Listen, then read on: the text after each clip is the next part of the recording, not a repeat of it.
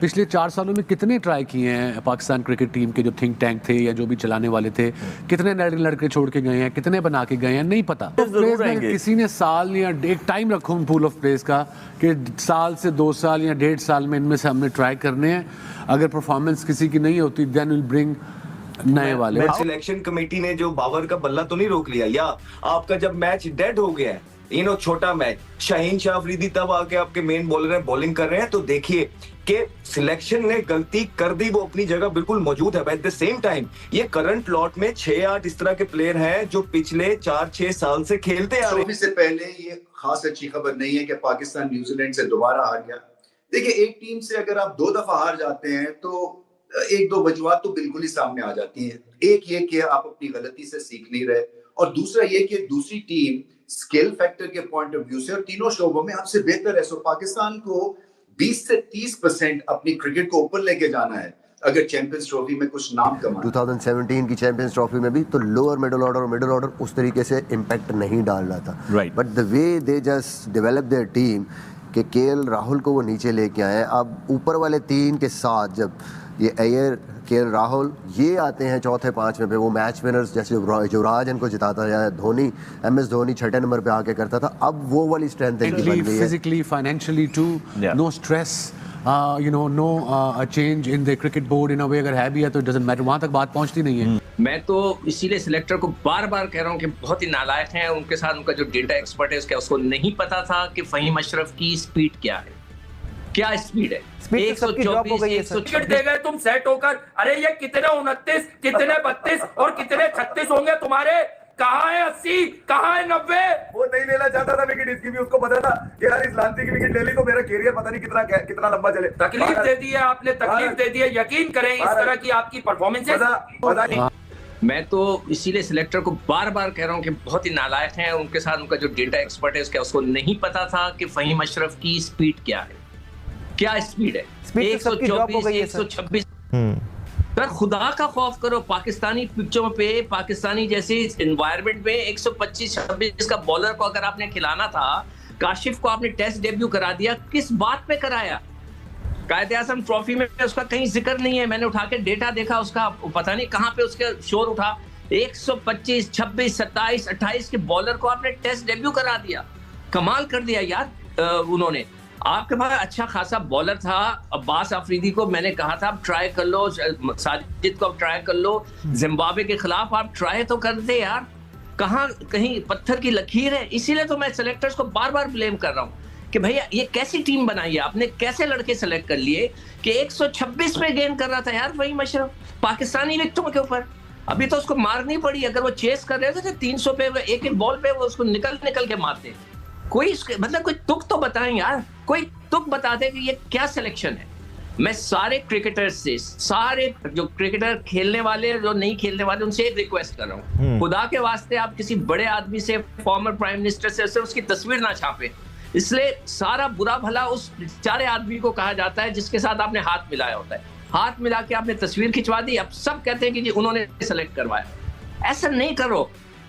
तो मैं तो हर चीज का ब्लेम जो है ना सिलेक्टर्स पे डाल दूं। भाई की भी बिल्कुल ठीक है कि सिलेक्शन कमेटी तो नहीं कैच छोड़ रही, या सिलेक्शन कमेटी ने टॉस जीत के आज पहले बैटिंग तो नहीं की, या सिलेक्शन कमेटी ने जो है ना बीच में जाके ठक्का तो नहीं लगाया, या सिलेक्शन कमेटी ने नसीम शाह से जो है नए बॉल पे जहां चांस बनते थे उसको तो नहीं कराया, या सिलेक्शन कमेटी ने जो बाबर का बल्ला तो नहीं रोक लिया, या आपका जब मैच डेड हो गया है, छोटा मैच, शाहीन शाह अफरीदी तब आके आपके मेन बॉलर हैं, बॉलिंग कर रहे हैं, तो देखिए कि सिलेक्शन ने गलती कर दी, वो अपनी जगह बिल्कुल मौजूद है। एट द सेम टाइम ये करंट लॉट में 6-8 इस तरह के प्लेयर हैं जो पिछले 4-6 साल से खेलते आ रहे हैं, और आपको जो मैच जितवा के देते हैं वो 4-6 प्लेयर आपके इस तरह के होते हैं, इम्पैक्ट प्लेयर, जिसपे आपकी टीम बनती है और चलती है। तो मेरे ख्याल से इन पे अब बहुत ज्यादा रिस्पॉन्सिबिलिटी है कि पाकिस्तान के जो सीनियर प्लेयर्स हैं ये 1-2 आउट या 50-60 की इनिंग नहीं, जिस तरह पिछले मैच के अंदर साउथ अफ्रीका के अंदर रिजवान ने और सलमान अली आगा ने मैच मैच विनिंग इनिंग खेली है,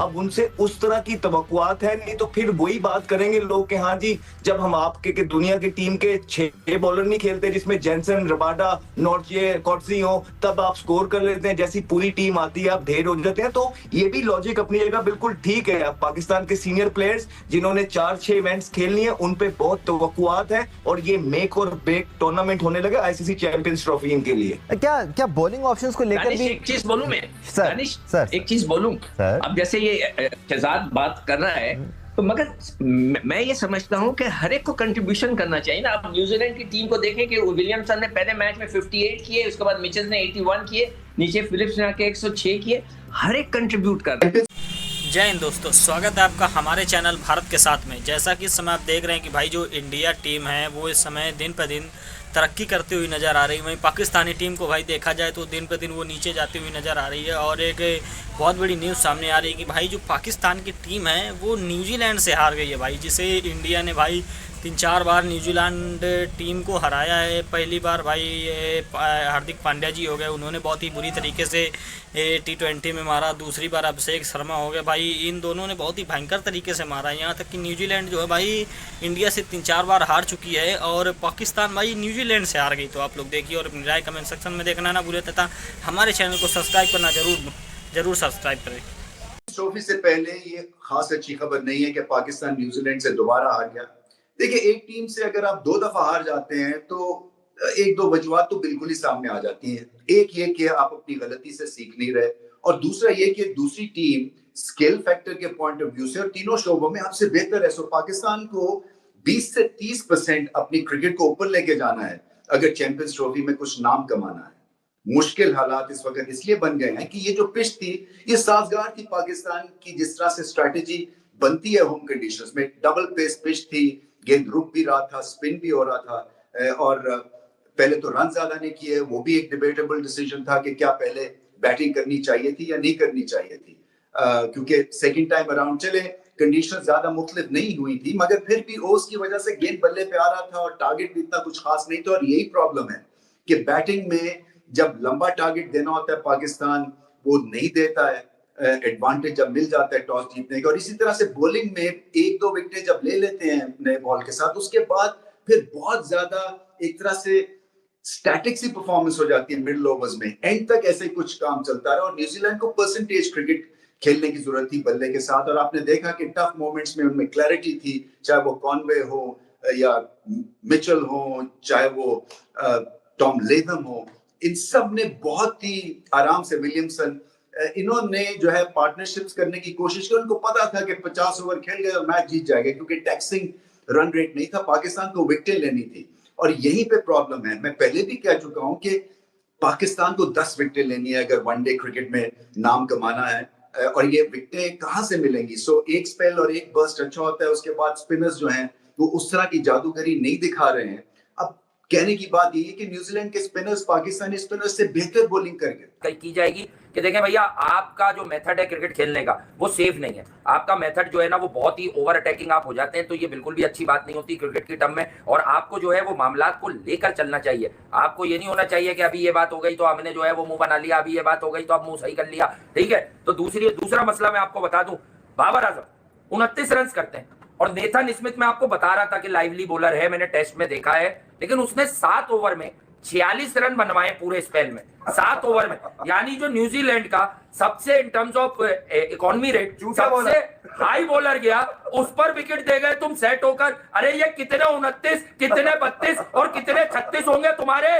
कहाँ है 80, कहाँ है 90? वो नहीं। आई होप दोस्तों आपने वीडियो में एंजॉय किया होगा। तथा इसी प्रकार के वीडियो देखने के लिए आप हमारे चैनल के साथ जुड़ जाइए तथा Pakistani reaction, Pakistani girls reaction व पाकिस्तानी फ़नी रिएक्शन व क्रिकेट अपडेट के लिए आप हमारे चैनल को सब्सक्राइब कीजिए। जय हिंद, जय भारत।